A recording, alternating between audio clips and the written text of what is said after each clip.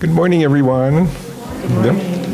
Welcome to Windward Buddhist Temple Family Dharma Service.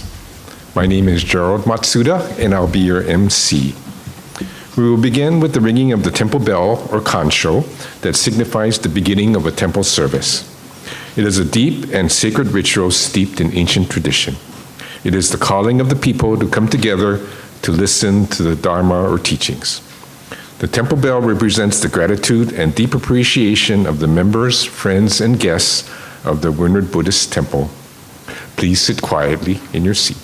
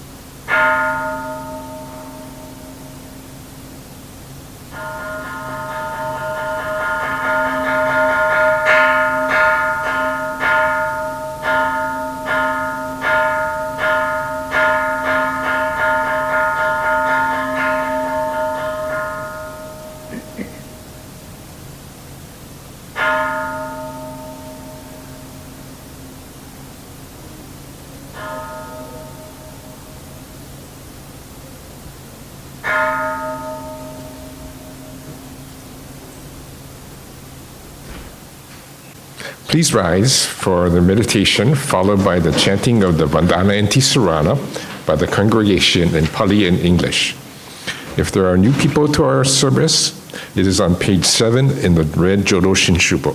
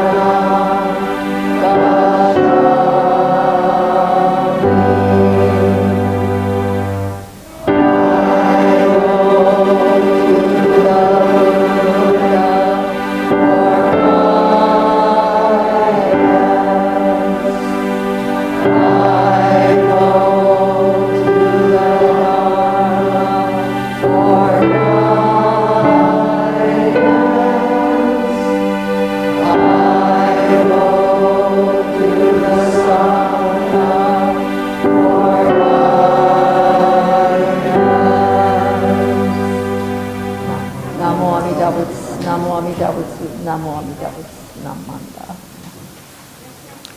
Please be seated. Today's sutra, Verses Affirming the Vows, is in the Red Jodo Shinshu book on page 117, page 117.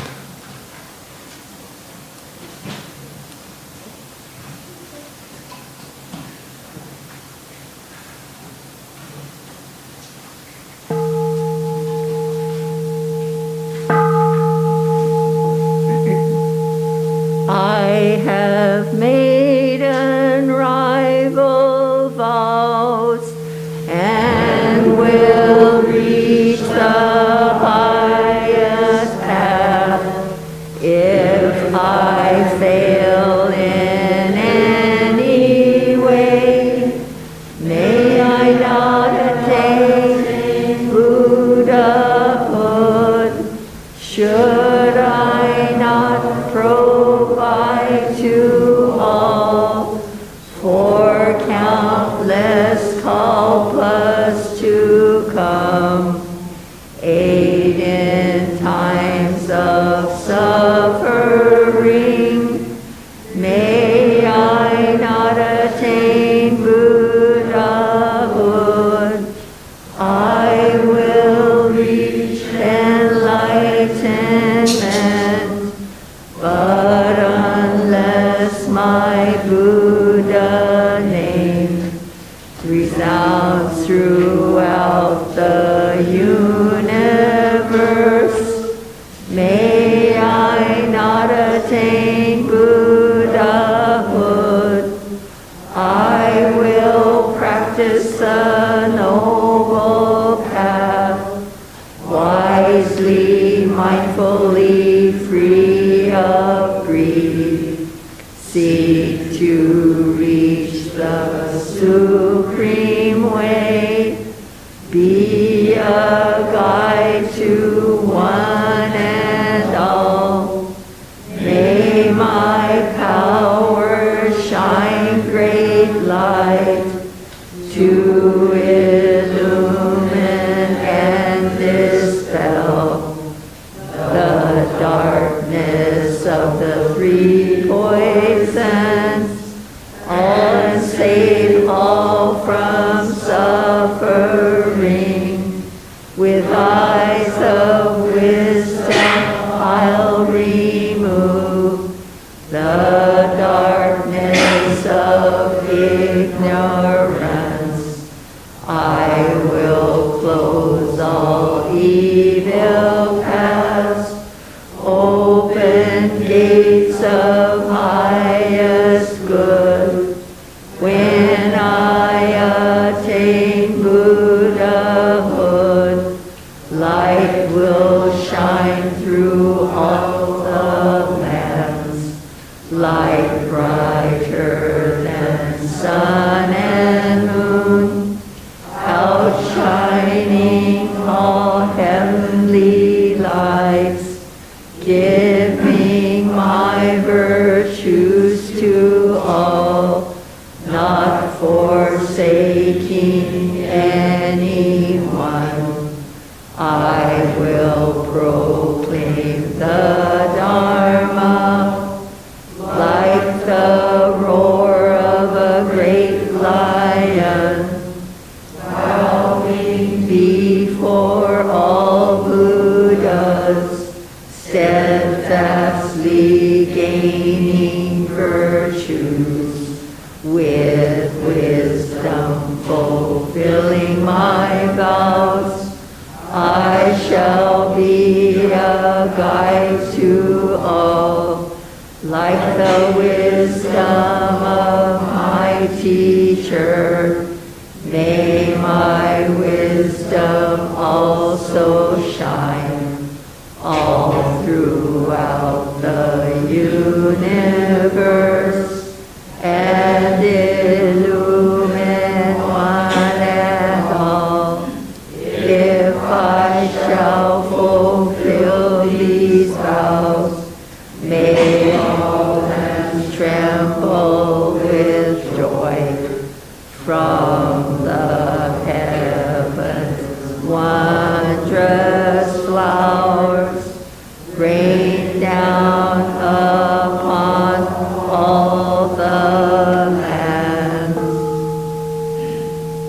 Namandabu, Namandabu,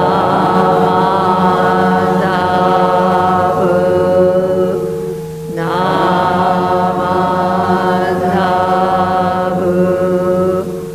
Namandabu, Namandabu,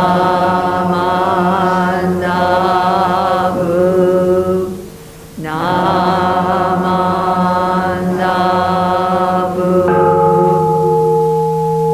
The virtue of Amida's vow is shared equally by all, together attaining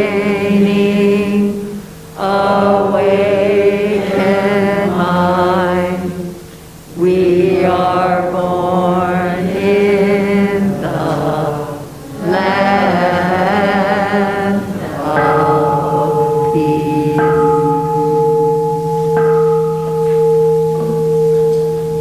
Namo Amida Butsu, Namo Amida Butsu, Namo Amida Butsu, Namo Amida Butsu. Please rise for the recitation of the Shinshu Pledge number 2. It is found in the Red Jodo Shinshu book on page number 6. Shinshu Pledge number 2. Okay, ready? Entrusting in the vow of the Buddha, and reciting the sacred name, I shall proceed through the journey of life with strength and joy, revering the light of the Buddha and reflecting upon my imperfect self. I shall strive to live a life of gratitude, following the teachings of the Buddha and discerning the right path. I shall spread the true Dharma, rejoicing in the compassion of the Buddha, respecting and aiding others. I shall do my best to work towards the welfare of society.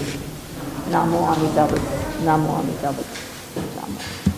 Please continue to stand for the Gatha Children in Japan. It's a classic oldie but goodie. Yeah, it's in the Praises of the Buddha book on page number 29.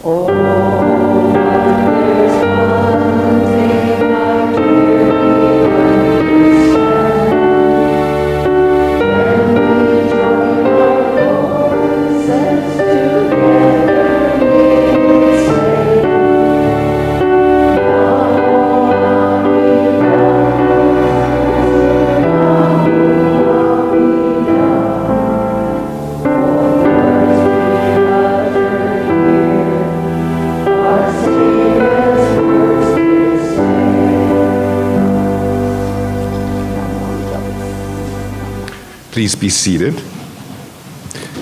This Dharma talk this morning will be from our very own Reverend Barbara Brennan.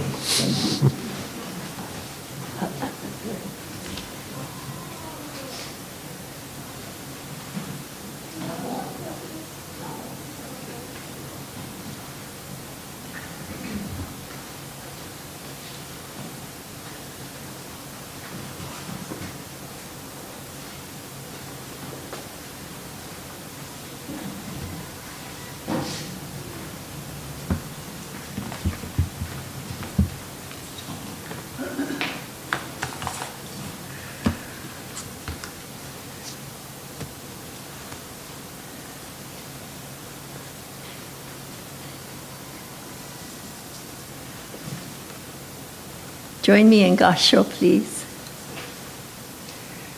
Like the wisdom of my teacher, may my wisdom also shine all throughout the universe and illumine one and all.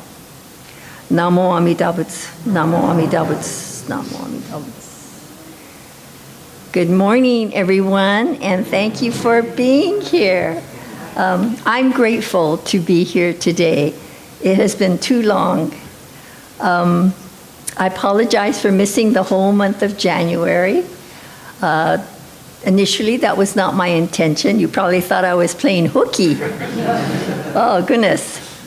But I miss welcoming the New Year with you over the New Year holiday. And, of course, we just had Chinese New Year. So Happy New Year to everyone.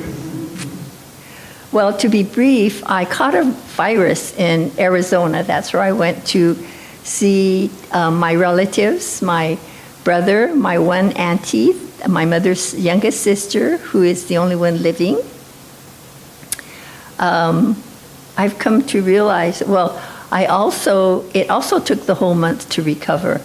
And I realize as I age, it's easy to, falter and be exposed to these things that we never had to worry about before. So just before getting on the plane to come, I could feel this cold coming on, and it turned out to be a virus. So it did take me the whole month to recover. But it is wonderful to feel normal again. I mean, it's like black and white. When you're sick, you don't even want to put the holiday decorations away. You don't want to do anything. All you want to do is just sit around or lay around, and it just was not good, but your body couldn't manage anything.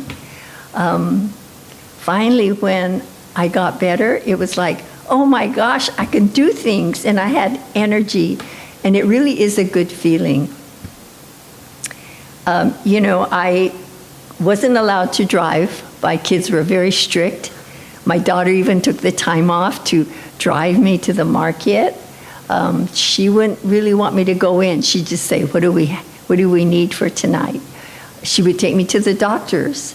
And so I felt, I told somebody earlier, I felt like lack of real freedom, and I've always had the freedom to get in my car and come over the Pali or go out to Hawaii Kai to see my daughter. And suddenly that was taken away.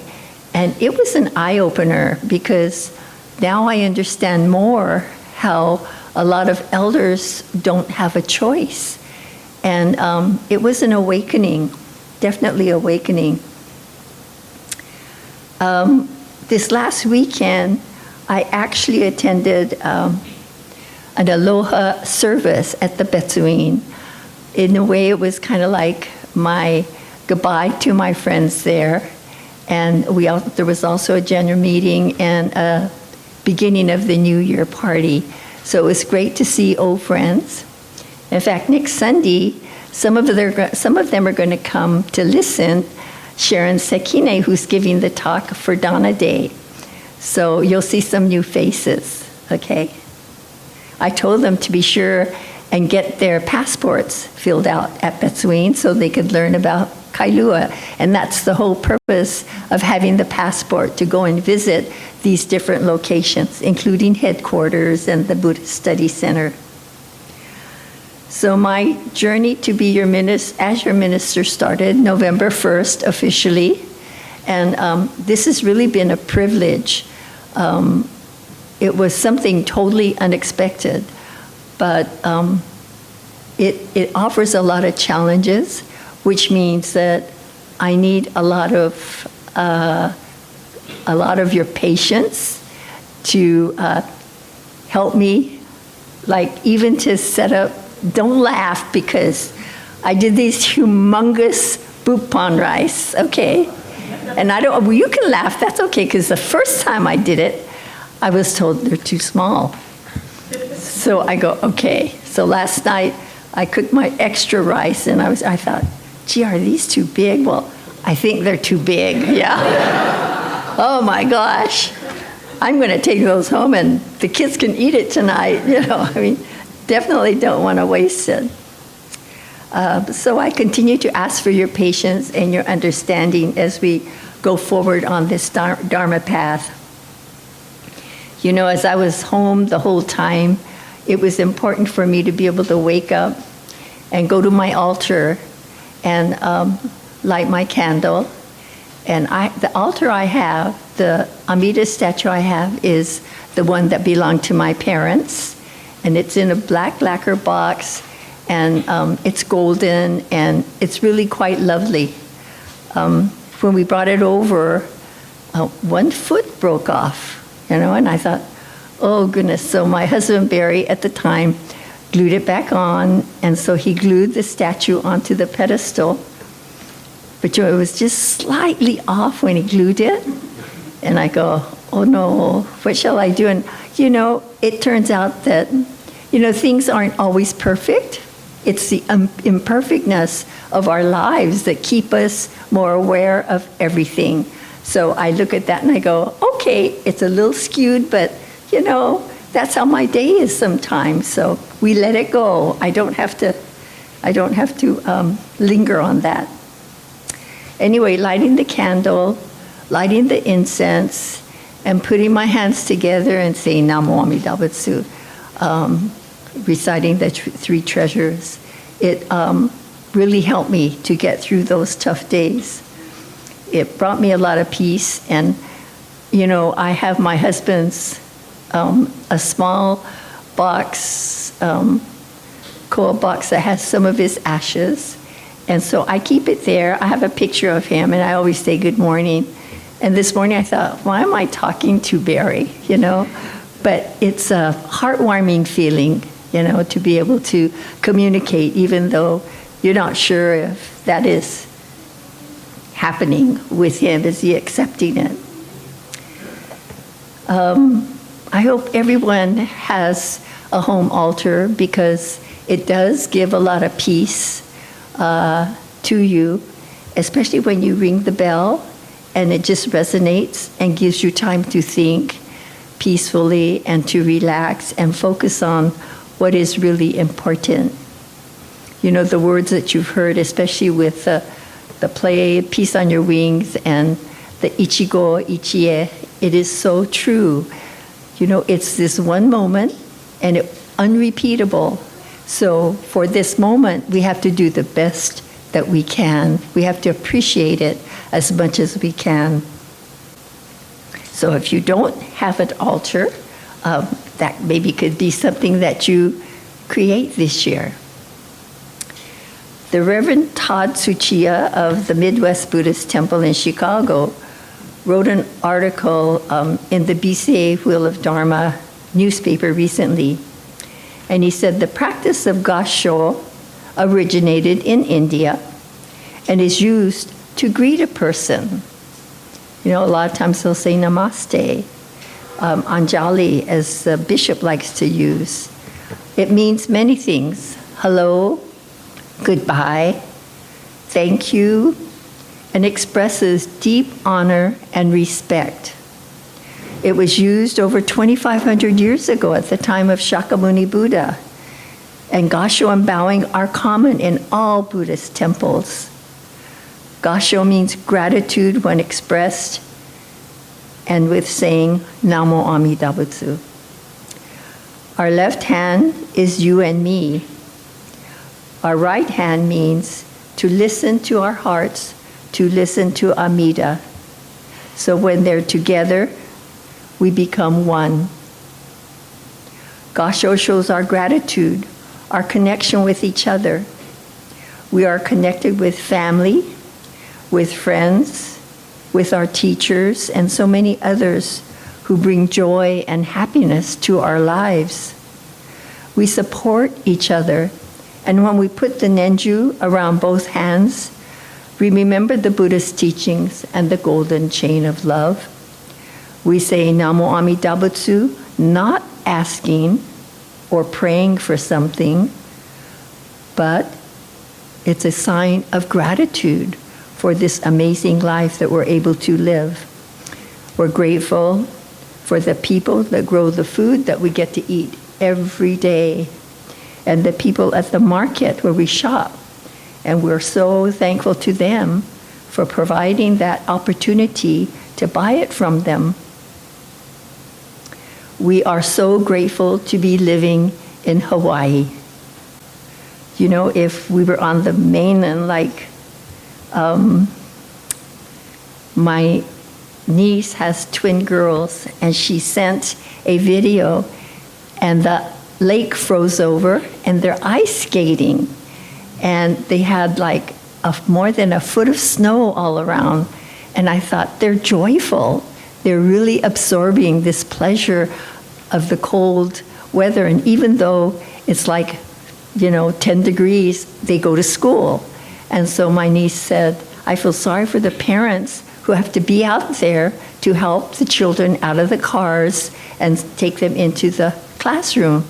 So I thought, wow, that's not something we have to deal with here. Instead, we have all this sunshine.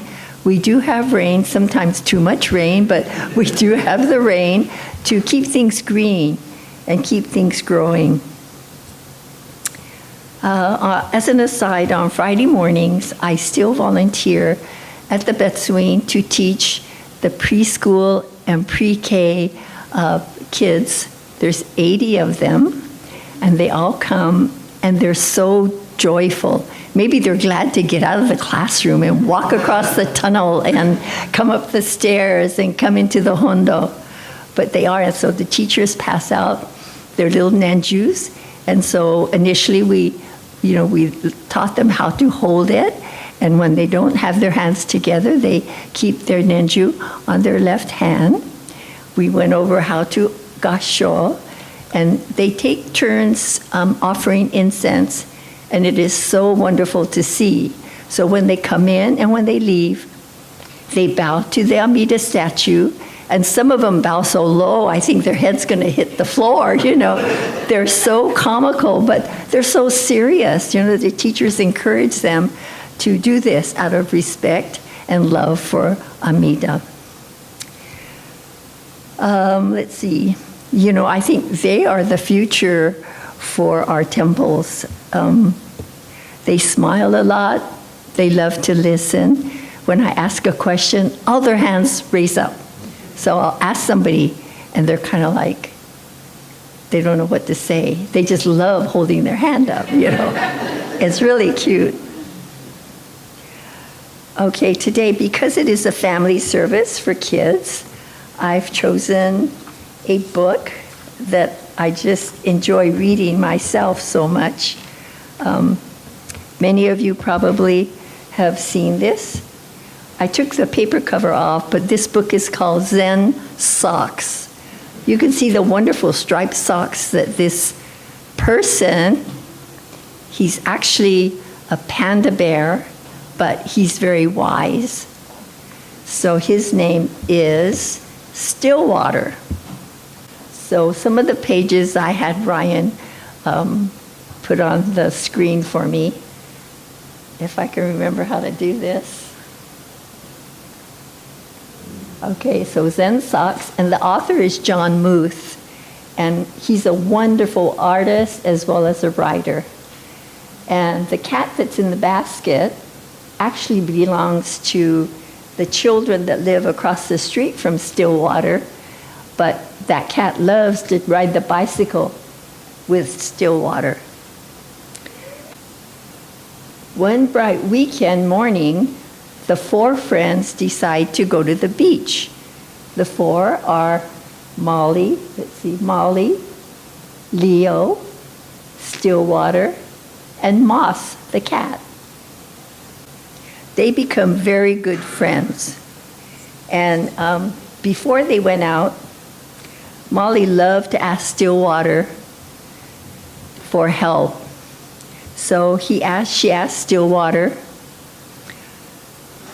would he like to practice ballet with her? So he said, of course. So they started dancing around. And she says, my auntie is a ballerina.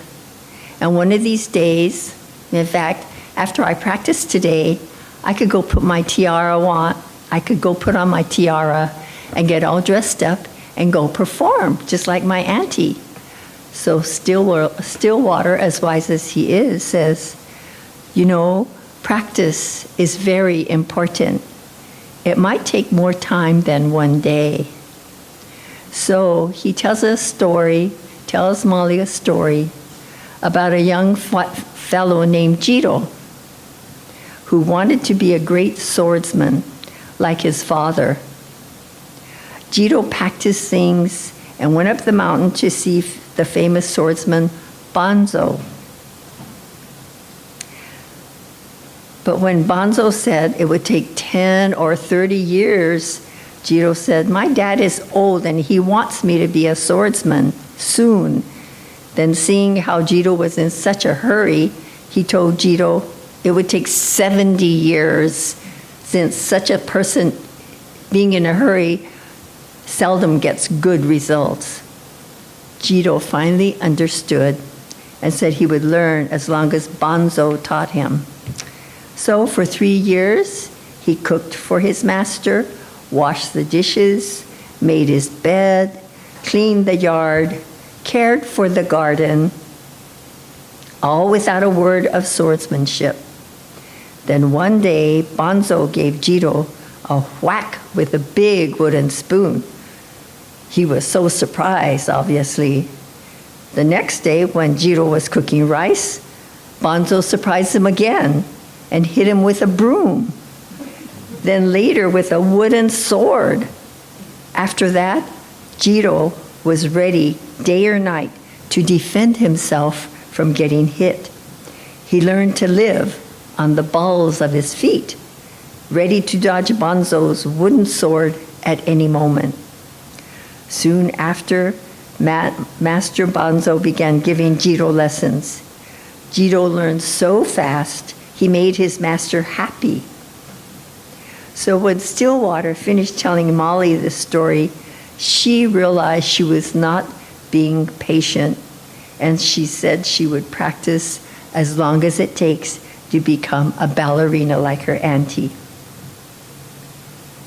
So this is the next story that I would like to share with everyone. When they go to the beach, it's a beautiful beach. We can find similar places here, or even nicer. So they set out their tails. What shall we do? Asked Molly. Burying you might take a long time, said Leo. They tried to put some sand on him, but he realized, and they realized, that he's just way too big to bury. So Stillwater says, let's go for a walk.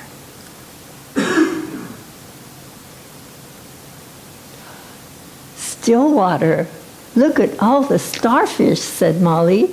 Where did they all come from? Asked Leo. Starfish, what are you doing here? Asked Molly. Maybe some of you have seen starfish on the beach. There are so many, said Stillwater, and the tide is going out. What will happen? Asked Leo. They will dry out in the sun and perish. Molly picked up a starfish and threw it back into the ocean. After a while, Leo said, there are too many. This won't make a difference. Molly picked up another one and threw it back into the ocean. Molly said, well, it made a difference to him. Can you see the smile on his face? Yeah? The 3 of the 4 friends, obviously Moss was just watching them work hard. 3 of the 4 friends were very tired, especially Stillwater. Wow, said Leo, we did it. There are no more starfish. Molly smiled. And this is the next slide. It's wonderful. Molly said, Stillwater, look up. Look at all the stars.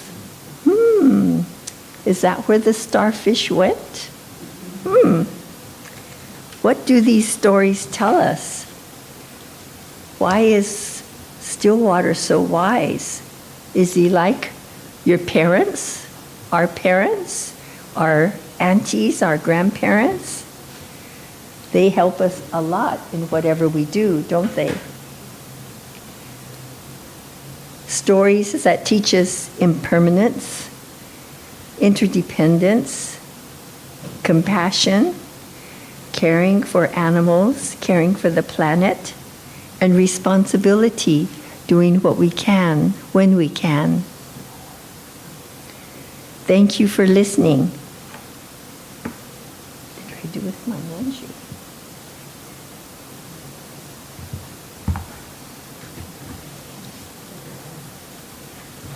Oh, thank you, Joy. I'm looking for my nenju and it was hiding under my fuho. Sorry.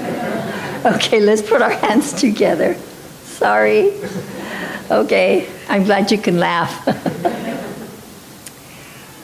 I go to the Buddha for guidance. I go to the Dharma for guidance. I go to the Sangha for guidance. Namo Amida Butsu, Namo Amida Butsu, Namo Amida Butsu, Namo Amida Butsu.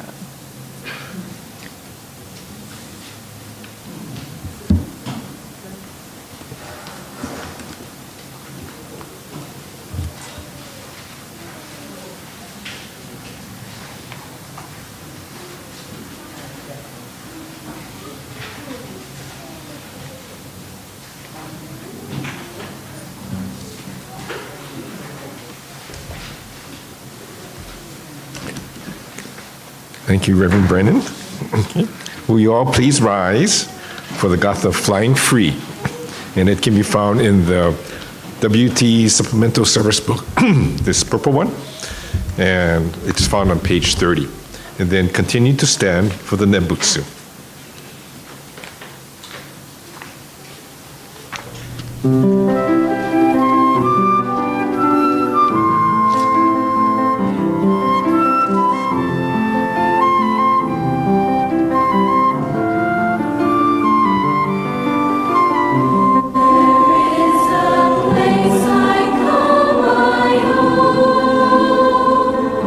Where I can stand.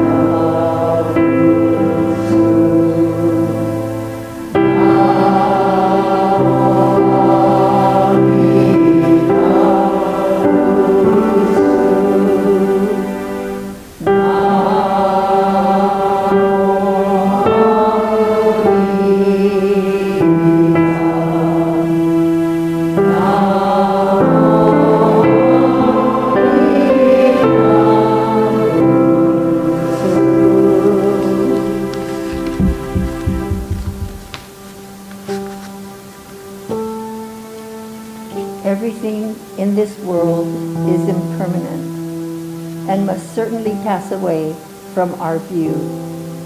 Yet, we are able, by realizing the oneness of life, to receive and share true peace and happiness. May the boundless and supreme light of wisdom shine within our hearts and minds and guide us to walk the path of life for the sake of all beings. In deepest gratitude, let us mindfully recite the name of Amida. Namo Amida Butsu. Namo Amida Butsu. Namo Amida Butsu. Namanda, Namanda.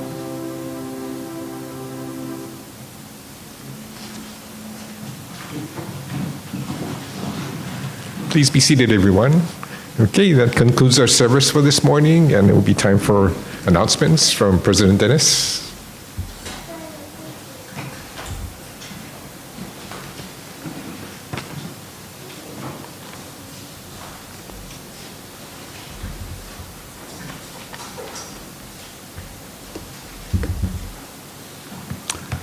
Good morning, everyone.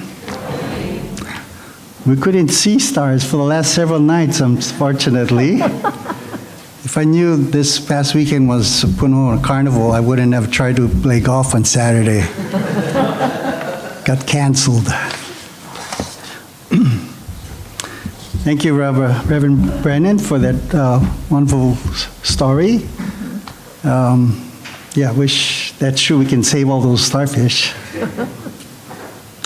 Thank you also, Gerald, for being our MC, Alan for being the greeter, Joy for playing the piano, and Cynthia for ringing the concho. Today's refreshment is by Team A, led by Lisa. I guess we don't have any guests today. Announcements. Reverend Sumikawa had the first meditation session this past Thursday evening. I understand there were 7 people, so that was a good turnout. So the meditation sessions will continue every Thursday from 5 to 6. So if you're still interested, you can reach out to Reverend Sumikawa. Adult Dharma classes, we're going to start that up March 4th. It'll be Saturdays from 10 to 11 o'clock. The title of the classes will be Basic Buddhism, led by Reverend Sumikawa, assisted by Reverend Brennan. Next Sunday, as Reverend mentioned, is our Dana Day service. Dana is one of our Buddhist teachings. It's selfless giving. We will have a guest speaker, Sharon Sekine of Betsuing, and I guess she will be bringing several guests. That'll be great. It's also our pet memorial service. It's a time to remember our pets that have passed away in the month of February of any year. There'll be a sign-up sheet, so you could write your name or your pet's name. If you have any pictures or any mementos of that pet, please bring them and you can place it on at the altar. Okay, I will now call up Cynthia for a couple of announcements.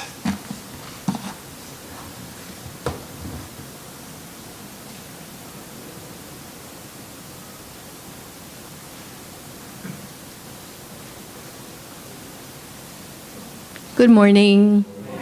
Okay, it's February and there's a lot of people here. There's bound to have at least 8 of you that have a birthday in February. So please stand if you have a birthday in February. 1. Oh, see?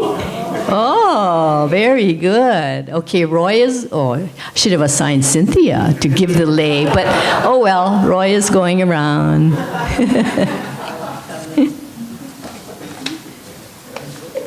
Oh, and then Reverend Brennan, too. Oh.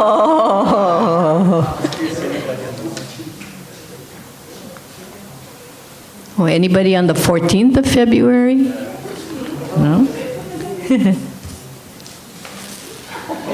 Oh, you?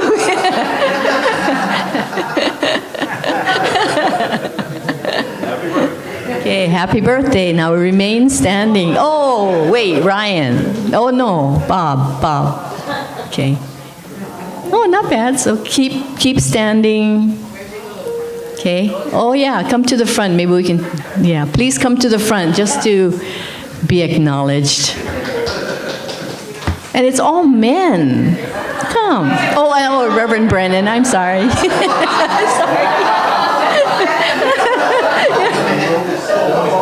Oh, she's the rose among the thorns. Okay.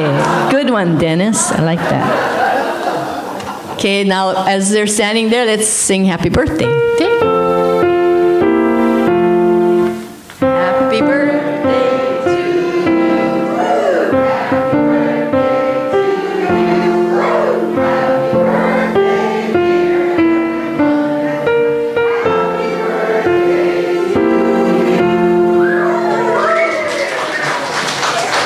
Thank you. Oh, photo shoot.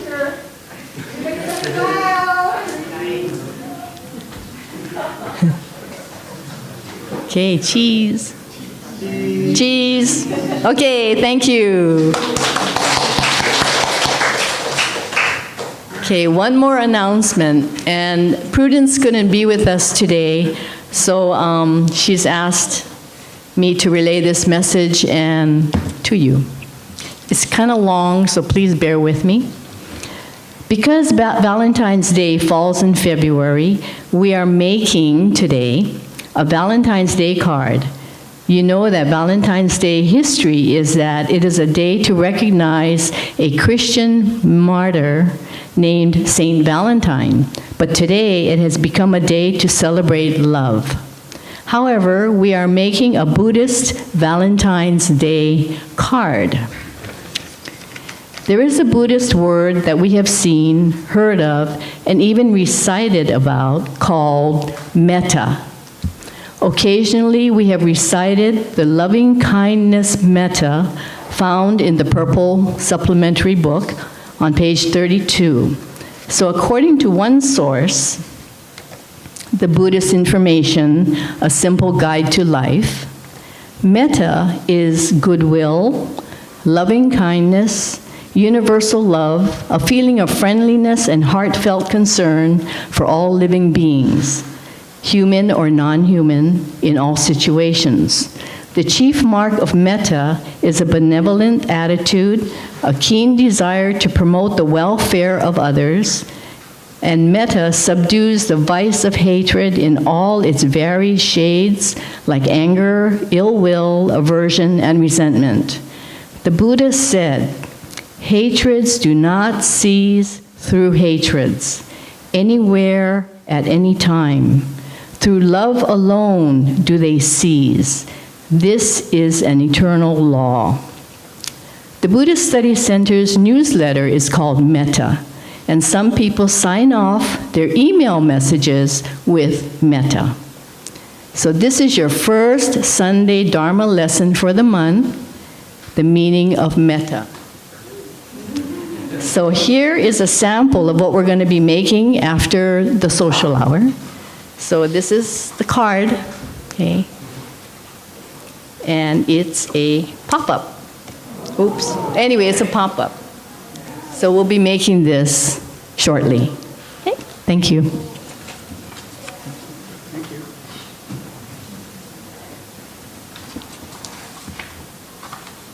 I got to figure out how to use metta in my vocabulary now. Any other announcements? Okay, looking forward to refreshments. Let's all say the words of Thanksgiving, page found on page 126 of the Red Service Book.